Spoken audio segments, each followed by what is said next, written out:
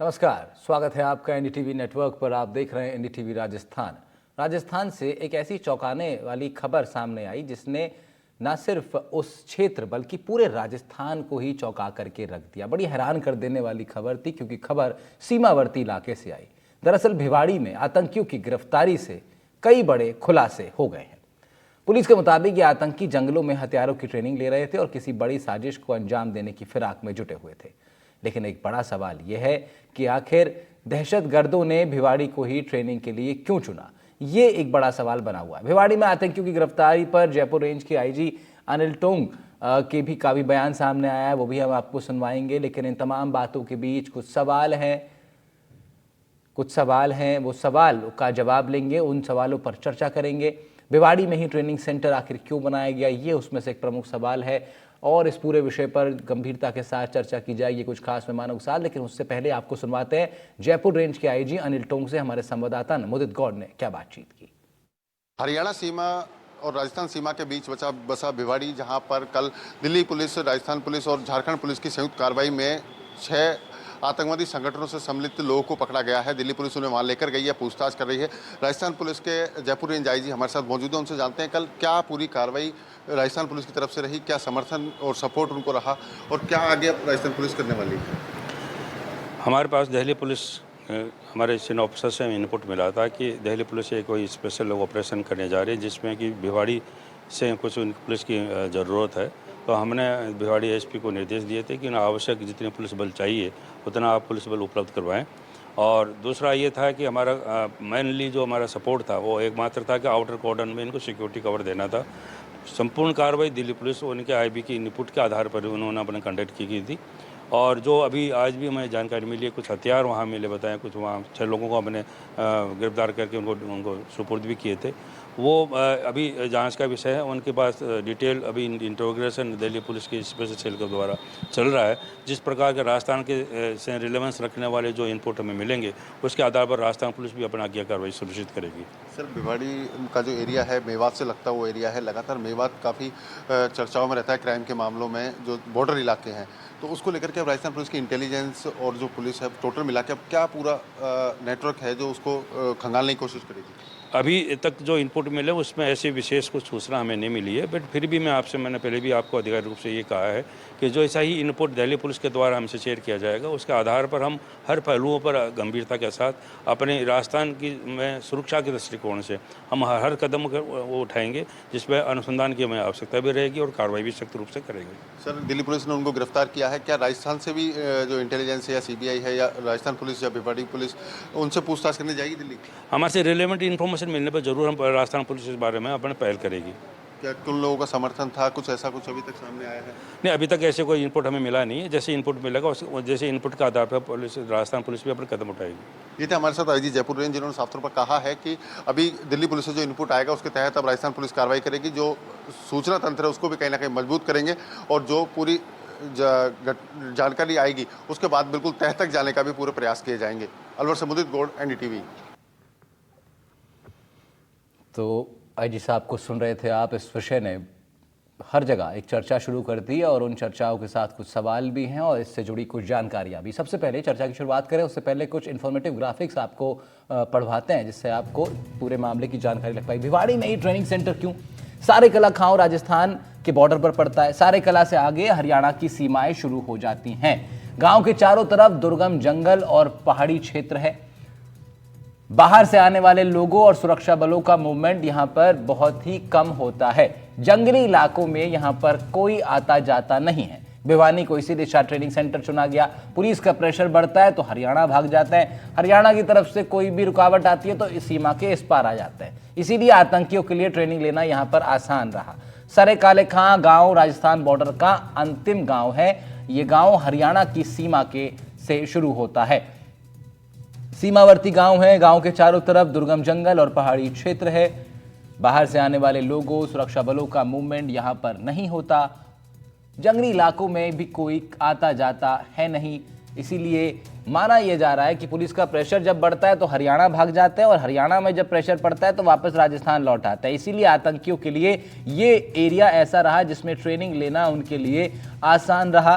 सारे काले खां राजस्थान बॉर्डर का अंतिम गांव है, जैसा कि हमने आपको बताया, और इसी कारण से ये माना जा सकता है कि इस गांव में ट्रेनिंग सेंटर बनाना एक मुख्य। अब साइबर फ्रॉड के लिए अलवर शहर ही बदनाम है। आप देखिए कई केसेस यहाँ हो चुके हैं। हरियाणा बॉर्डर होने का सबसे ज़्यादा फायदा मिलता है, सीमावर्ती गांव होने का फायदा, ये इलाका सेंसिटिव माना जाता है। अलवर और ऊपर अलवर में भी ये पर्टिकुलर गांव गोकशी के मामले भी यहाँ पर होते रहे हैं। साथ ही आपको बता दें कि हरियाणा बॉर्डर पर होने का इस एरिया के आपराधिक जो तत्व हैं उनको फायदा मिलता है। ये इलाका सेंसिटिव माना जाता रहा है, गोकशी के मामले होते रहे हैं। यहाँ पर हरियाणा बॉर्डर पर होने का फायदा यहाँ के जो आपराधिक तत्व हैं उनको मिलता रहा है। सेंसिटिव एरिया इसको पहले से ही माना जाता रहा है। तो आप देखिए सेंसिटिव जोन है भिवाड़ी। 3 साल पहले भी एंटी टेररिस्ट स्क्वाड ने यहां पर कार्रवाई की थी। जुलाई 2021 में भी एटीएस ने एक आतंकी को यहां पर पकड़ा था। अलकायदा से जुड़े होने के शक पर उसको पकड़ा गया था। आतंकी के पाकिस्तान से भी तार जुड़े हुए थे।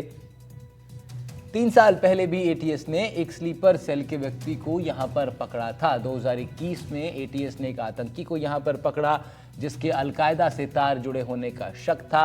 तो ये एरिया पहले से ही सेंसिटिव जोन में काउंट होता रहा है, जहां पर सीमावर्ती एरिया होने के कारण से यहां पर नजर एटीएस की बनी रहती है। लेकिन इसी बीच फिर सवाल अब ये निकल के आ रहा है कि जब पहले से ही जानकारी है कि ये एरिया सेंसिटिव है, सीमावर्ती इलाका है, तो कैसे फिर ये पूरा ट्रेनिंग सेंटर यहाँ चलता रहा और स्थानीय पुलिस की नज़र भी इस पर क्यों नहीं पड़ी। राजस्थान में आतंकी सेंटर का खुलासा हुआ तो भिवाड़ी से 6 लोगों को गिरफ्तार किया गया। भिवाड़ी के जंगलों में ये आतंकी ट्रेनिंग ले रहे थे। दिल्ली पुलिस ने इनके धमाके की प्लानिंग को डिकोड किया, जिसके बाद ये कार्रवाई की गई। बताया जा रहा है कि अलकायदा से इनके तार जुड़े होने की आशंका है। झारखंड और उत्तर प्रदेश से भी 8 लोगों को गिरफ्तार किया गया है। भिवाड़ी से 6 आतंकियों को गिरफ्तार कर लिया गया है। दिल्ली पुलिस ने यह कार्रवाई की। भिवाड़ी के जंगलों में आतंकियों की ट्रेनिंग चल रही थी। ट्रेनिंग सेंटर बना हुआ था बाकायदा। दिल्ली में बम धमाके की प्लानिंग थी जिसको डिकोड किया गया और फिर इन तमाम लोगों पर कार्रवाई की गई।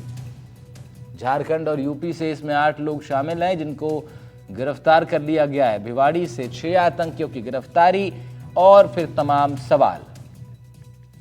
हमारे साथ इस पूरे विषय पर, इन पूरे मुद्दे पर बात करने के लिए, चर्चा करने के लिए योगेंद्र जोशी साहब हैं, पूर्व पुलिस अधिकारी हैं। देवेंद्र भारद्वाज जुड़ रहे हैं, वरिष्ठ पत्रकार हैं। मेजर मोहम्मद अली शाह साहब भी जुड़ रहे हैं जो कि डिफेंस एक्सपर्ट के नाते से हमें ज्वाइन करेंगे। बहुत बहुत स्वागत आप सभी का।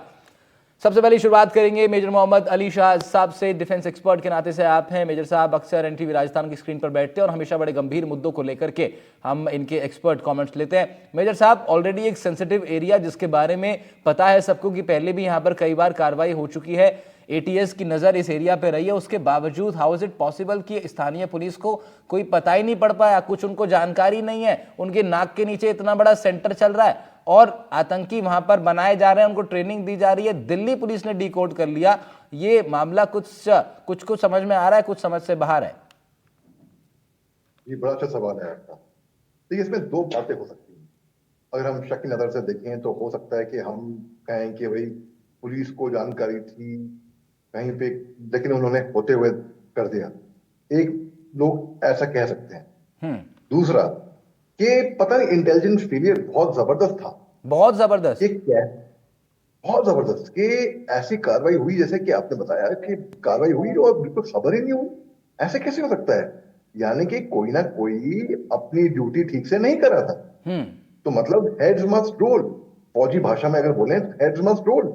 इसमें तो अकाउंटेबल है, पुलिस जवाबदार है इसके बारे में, उनको बताना पड़ेगा, उनको जवाब देना पड़ेगा, देश को, जनता को, मीडिया को, सबको, कि भाई कैसे इतना बड़ा ट्रेनिंग सेंटर था, इतना बड़ा नेशनल सिक्योरिटी को थ्रेट था और आपको खबर भी नहीं हुई और आपको रिपोर्ट नहीं होती, मीडिया को खबर लगती, मीडिया बताती है, आप लोग कर क्या रहे थे? तो उनको बिल्कुल 100% वो जवाबदार है इस बात के।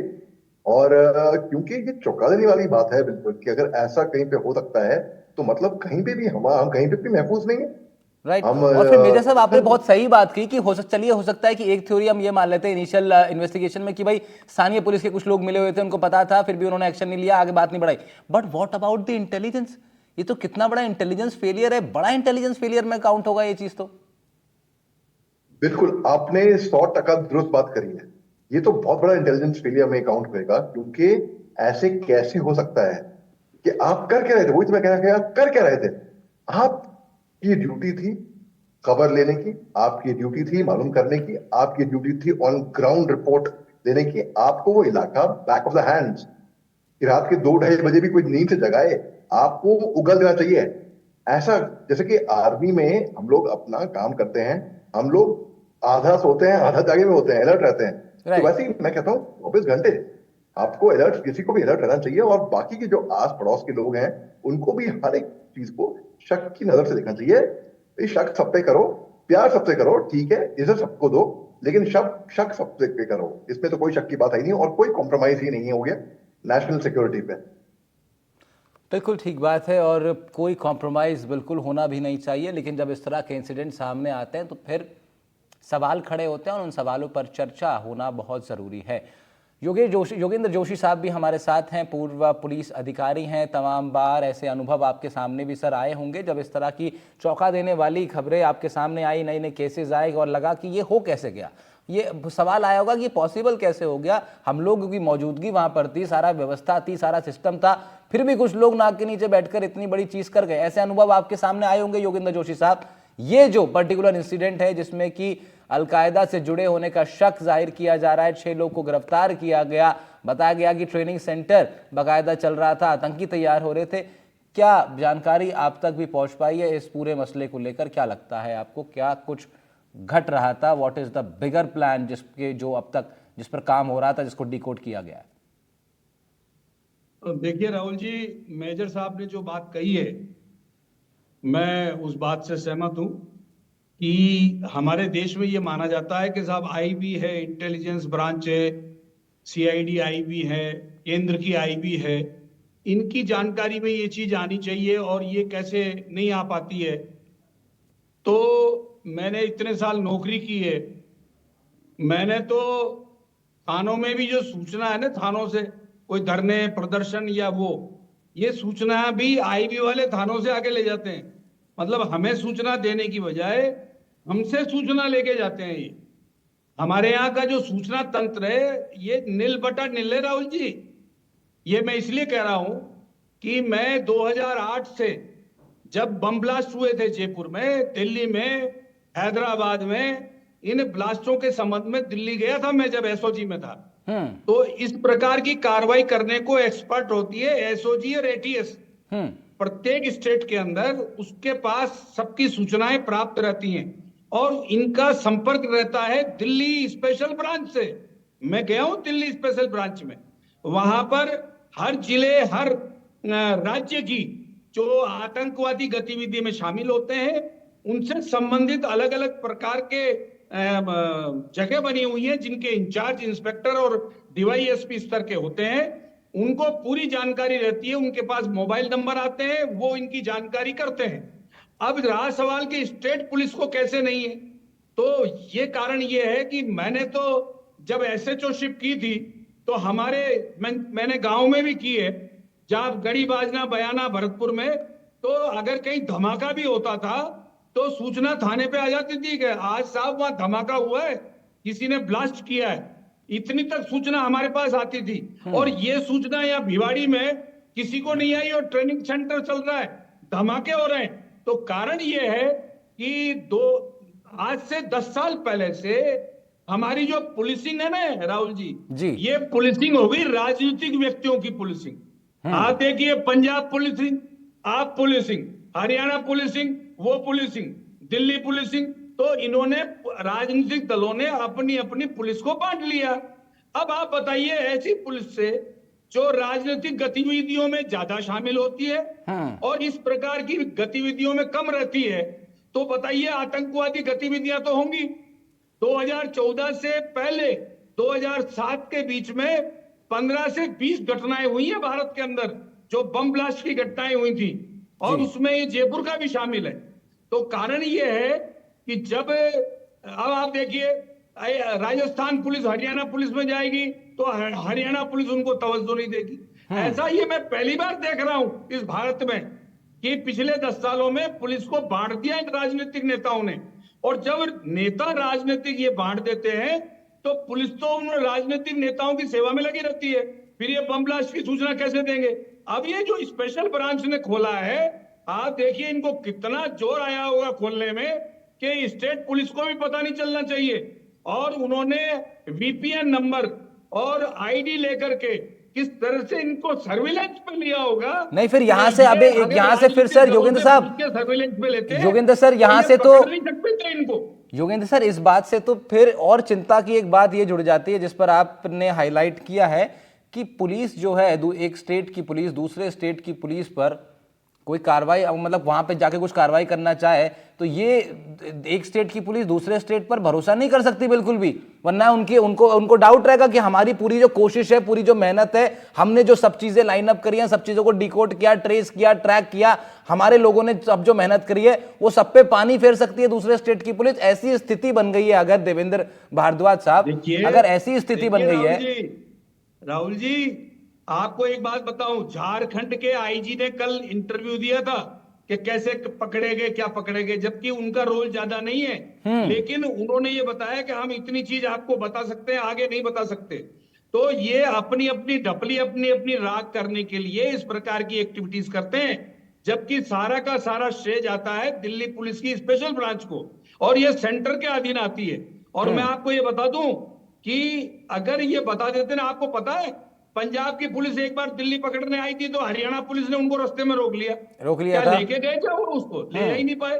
तो क्या है कि जब से मैं देख रहा हूं मुझे दुख होता है, और हम जब नौकरी में थे तो हम दिल्ली में जाते, कलकत्ता जाते, तो वहां ऐसा वीआईपी ट्रीटमेंट मिलता और आपको पुलिस सहयोग करती थी एकदम। और मैं खुद लाया हूं, बम्बई से जाके नाइजीरियन लेके आया था। लेकिन अब आप कह रहे हैं कि सर स्थिति बदल गई है। योगेंद्र साहब आप कह रहे हैं स्थिति बदल गई है। देवेंद्र भारद्वाज साहब, अगर स्थिति देवेंद्र सर के पास चल लेते हैं एक बार, ठीक है। पहली बार है जब ये दिल्ली पुलिस ने अपने स्तर के ऊपर कार्रवाई करके ये लोग पकड़े गए, ठीक है, और ये बड़ी कार्रवाई पुलिस ने की है। लेकिन चिंताजनक बात है क्योंकि ये बड़ा मतलब कोशिश ये रहती है, उम्मीद ये रहती है कि सभी स्टेट की पुलिस सहयोग करेगी। लेकिन देवेंद्र सर ये एरिया जहां पर ये कार्रवाई की गई है, अब इस कार्रवाई के बाद कौन कौन सवालों के घेरे में आ जाता है, मैं आपसे जरा ये समझना चाह रहा हूं। एक ट्रेनिंग सेंटर वहां चल रहा था, दिल्ली पुलिस आती है, कार्रवाई करती है, अब सवालों के घेरे में कौन कौन है, किस किस की जवाबदेही है? योगेंद्र जी की बात से मैं सहमत हूं। मैं कोटा रहा जब ये थे भी वहां, तो मैं ये कहना है कि पुलिसिंग इस वक्त बिल्कुल खत्म हो गई है। आप ये देखिए, बीट कांस्टेबल होता था, वो मोहल्ले में 2-4 चक्कर लगाता था, पता करता था कहाँ जुआ है कहाँ सट्टा है। अब जरूरत ही नहीं है, पड़ापी वो आ जाते हैं। ये ऐसे ही गांव में ये नौबत क्यों आई? क्योंकि उससे रिलेटेड जो भी बीट कांस्टेबल होगा उस गांव में कभी गया ही नहीं होगा। अगर वो गांव में जाता तो उसे पता लगता कोई न कोई हमारे सोर्सेज जो पुलिस के होते हैं उसमें कमी आई है, ये बात सच है। नहीं वहां बैठा हुआ कोई कांस्टेबल या एसएचओ उसको पता न चले, ये तो थोड़ा सा असंभव बात है। लेकिन ये बात भी संभव नहीं है कि वो उनको सहयोग कर रहा होगा, ये भी संभव नहीं है। लेकिन आप देखो, ये आप आरोप या कमी निकाल सकते हैं। अलवर जिला 3 हिस्से में कर दिए अलवर जिले को। अब आप देखिए, जहां भी भिवाड़ी एसपी नया बैठा, तिजारा खैरतल बैठा, फोर्स कहां से आई? सारी तो अलवर से ही गई। स्टेट गवर्नमेंट ने तो अपनी तरफ से कुछ नहीं दिया। जहां पूरे अलवर जिले की फोर्स अलवर जिले के लिए काम आती थी, आज वो 3 जगह काम आ रही है। और हमारा सिस्टम, पहले पुलिस अधिकारी आम जनता से संपर्क में रहते थे, भाई क्या चल रहा है क्या नहीं चल रहा है। आज आईपीएस आईएएस अधिकारी इस तरह से हो नहीं तो देवेंद्र साहब जब स्थिति ऐसी बन गई है, जब जिस तरह से आप बता रहे हैं, योगेंद्र सर बता रहे हैं, मैं कह रहा हूं कि फिर इस पूरे पर्टिकुलर केस में जवाबदेही किसकी होगी? किसको सवाल पूछा जाए? कौन इस बात का उत्तर देगा? ये घटना जो घटी है कैसे घट गई? कोई तो इसका उत्तरदायित्व होगा किसी का। जवाबदेही उस क्षेत्र का रिलेटेड एसएचओ होगा, वहां का सरपंच होगा, ठीक है। और वहां के कुछ ग्रामीण होंगे। सरपंच की भी तो ड्यूटी है कि उसको पता नहीं चला, सरपंच तो उसी गांव में रहता है, वो क्या कर रहा था। लेकिन ये नौबत मेवों को भी जो कट्टर बनाने की कोशिश की जा रही है, हाँ। हमें पुराने इतिहास में भी जाना पड़ेगा। हाँ, हाँ, ये मेव कभी भी मुस्लिम कहते हैं, लेकिन व्यवहार में नहीं रहे। होली दिवाली मनाते थे, जब आपसे मिलते थे तो कहे राम राम दादा, राम राम साहब। आज ये नौबत क्यों आई? ये राजनीतिक रूप से की गई है। राजनीतिक रूप से एक ने इनको अपना समझा, दूसरे ने इनके खिलाफत करी पूरे देश में। कभी भी अलवर में मस्जिद या ये है, कभी भी कोई मौलवी बाहर के नहीं आते थे। मैंने अपने टाइम में कोई भी टोपी ऐसा पहना नहीं देखा। किसान थे यहाँ के मेव, किसान थे। बेसिकली वो मुस्लिम नहीं होंगे, लेकिन थे किसान, खेती बाड़ी में था। आज बेरोजगारी बढ़ गई, आज उनको कोई पूछने वाला नहीं। उस कम्युनिटी में कोई पढ़ाई नहीं है, कोई स्कूल के ध्यान नहीं देता, कोई मेवात में अपने आप को टीचर लगना नहीं चाहता। पॉलिटिकल इंटरफेरेंस इतना है कि पुलिस का कांस्टेबल भी वहां का लोकल एमएलए जो ठीक कह रहे हैं कहेगा आप। वो लगेगा। और वो कांस्टेबल जो है, आप देखो वो फिर क्या काम करेगा, वो तो उत्तरदायी एमएलए के प्रति रहेगा। तो ठीक कह रहे हैं, ठीक इसमें कह रहे हैं। सारा कुछ मेवात की गलती नहीं है, लेकिन हाँ। मेवात इस पोजीशन में क्यों आया, ये मुख्य बात है। ये भी इसका एक अपने कारण आप में एक बड़ा पॉलिटिकल विषय, है। आप बिल्कुल ठीक कह रहे हैं देवेंद्र सर, बिल्कुल ठीक कह रहे हैं। ये भी एक बड़ा विषय है कि रीजनल जो चीज़ें घटित हो रही हैं उस पर भी नज़र बनाए रखना पड़ेगा। मेजर साहब के पास चलते हैं। मेजर शाह, किस और इसकी डायरेक्शन कहाँ मानी जाए? बहुत दिन ऐसे हुए जब इस तरह का कोई मामला सामने आया और ये कहा जा रहा हो कि अलकायदा से जुड़े हैं कुछ लोगों के तार। अलकायदा आज भी हिंदुस्तान के अंदर अपनी जड़ें जमाने की कोशिश कर रहा है, वापस से they are backing up with their sleeper cell. क्या कुछ जानकारी सर आपके पास है? क्या लग रहा है किस खतरे के निशान पर की ओर इशारा करती है ये घटना?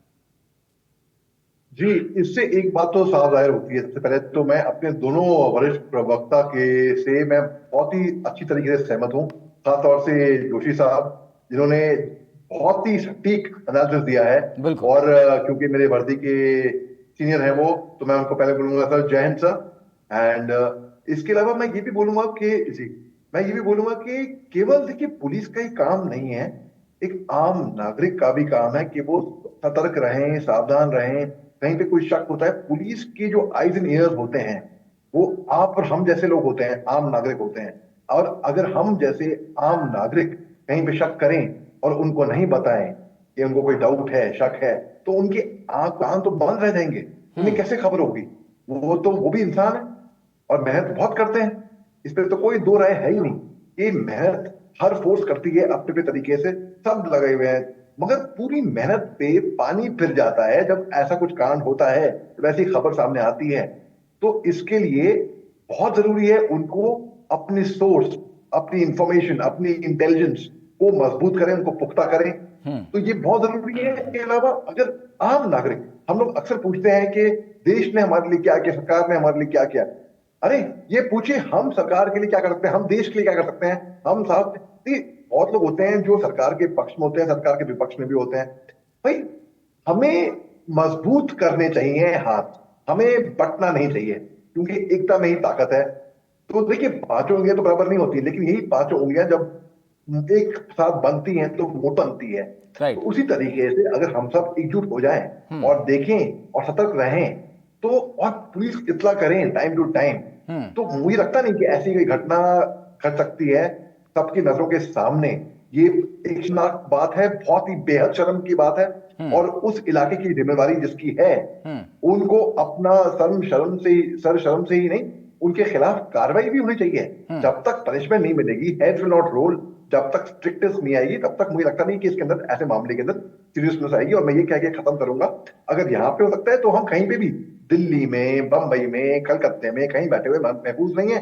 कलकत्ते में भी देखा करेक्ट है, वहां पे हो रहा है। तो क्राइम रेट और उग्रवाद में फर्क है, लेकिन सबसे प्राइम कंसर्न है अपने आप को महफूज रखना, चाहे उग्रवादियों से हो, चाहे क्रिमिनल से हो।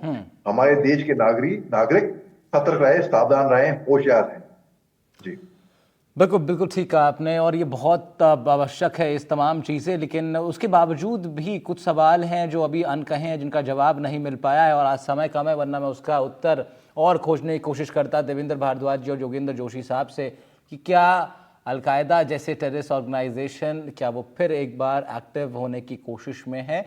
बहुत अरसा बीता जब हिंदुस्तान की सरजमी पर ऐसा केस सामने आ रहा हो कि जहां पर ट्रेनिंग सेंटर के तौर पर आतंकियों को ट्रेन करने की कोशिश बाहरी ताकतों के द्वारा की जा रही हो, ये एक मामला सामने आया है। चिंताजनक तो है ही, खासतौर पर इसलिए भी कि वहाँ की स्थानीय पुलिस और स्थानीय जो इंटेलिजेंस है उसका भी ये फेलियर है। और एक फिर ये सवाल ये भी खड़ा करता है, जिसके बारे में आगे जानकारी मिलती रहेगी, कि क्या टेररिस्ट ऑर्गेनाइजेशन हिंदुस्तान के अंदर कुछ ऐसा तो प्लान नहीं कर रहे हैं जो कि भारत के लिए बहुत ही नुकसानदायक हो सकता है। हालांकि हमारी आर्मी और हमारी इंटेलिजेंस और सभी टीमों की सब चीज़ों पर नज़र है, इसी भरोसे के साथ कि इस तरह की तमाम गतिविधियों पर लगातार भारत तहस नहस करता रहेगा, उजाड़ता रहेगा, इनके इरादों को भी नष्ट करता रहेगा।